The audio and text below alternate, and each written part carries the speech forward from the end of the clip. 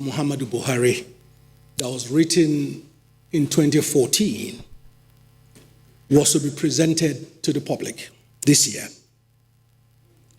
And I think the family felt that that book was already 10 years old, that the bulk of the activities of the late president would not have been captured in it.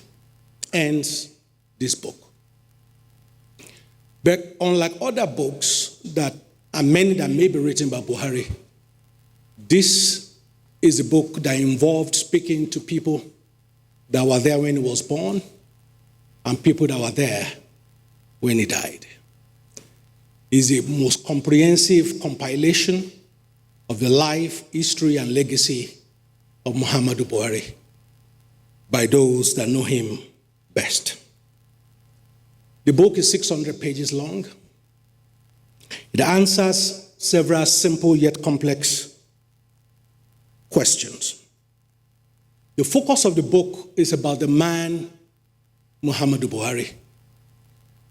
Deliberately, we did not focus on his policies because that's the subject for his memoir.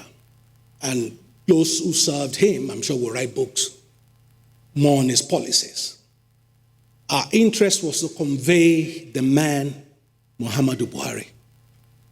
What are his principles? A lot of what he did when he was president will become clearer if you read the earlier chapters that explain how his father died at the age of 2 or 3 years old. And he grew up with certain kinsmen as the prototype. He relied on them for many years. And how his way of thinking shaped his presidency. In my opinion, one of Buhari's greatest legacies is his children.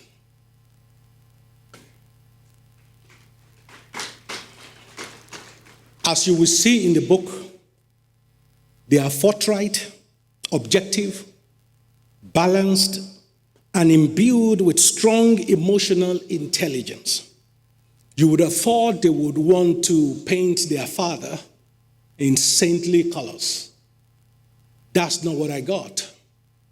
They were strong on his strength, and they did not shy away from his weaknesses.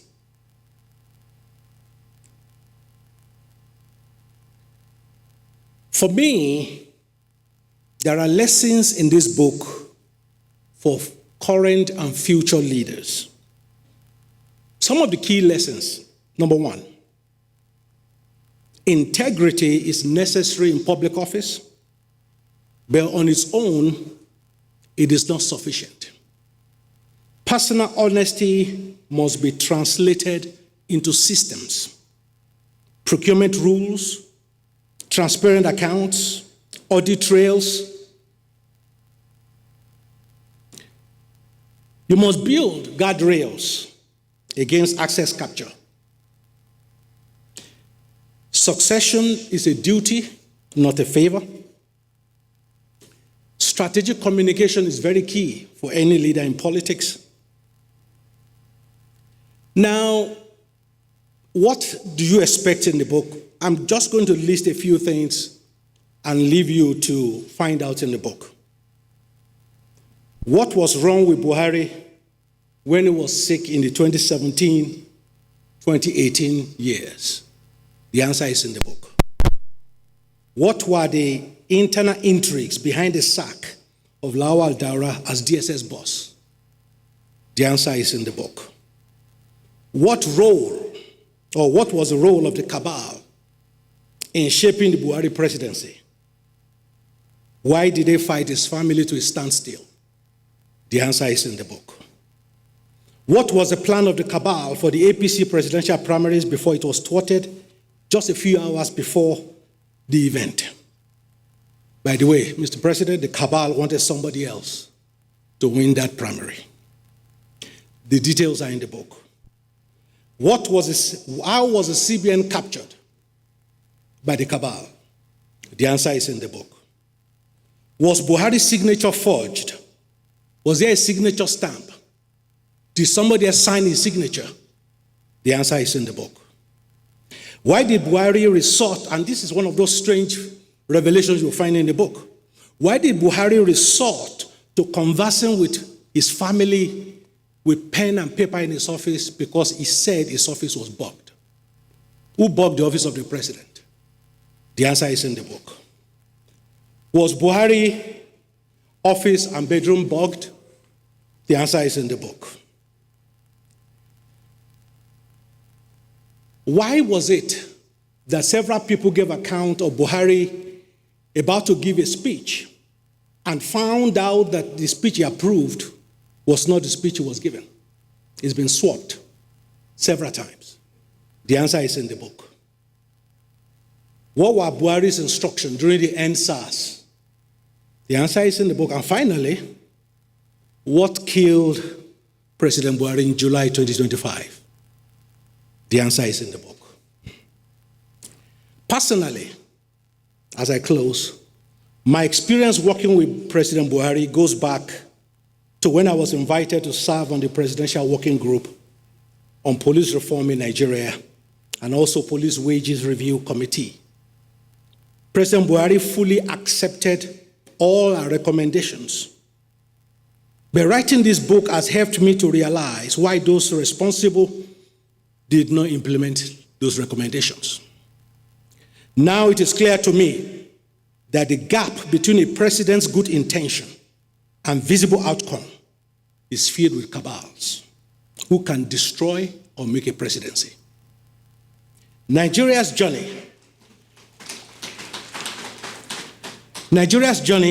will never depend on a single leader. However, leaders do influence the overall climate. If this book has one main appeal, it is for leaders to combine Buhari's personal integrity with a systemic mindset, safeguards for access, discipline with deadlines, reforms integrated with communication, and a deliberate succession planning. Ultimately, the last lesson from Buhari's record is this: a leader's integrity is a vital seed, but only strong systems can make things happen. Lastly, one of the things that I enjoyed in writing this book is this. I interviewed many people, some in their 90s, some young. Not once did the former First Lady or the Buhari family ask me, what did anybody say? They left the complete editorial judgment to me.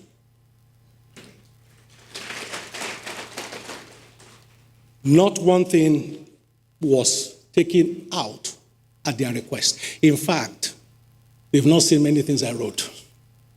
So that shows you their willingness to convey and reveal Buhari in all its formations.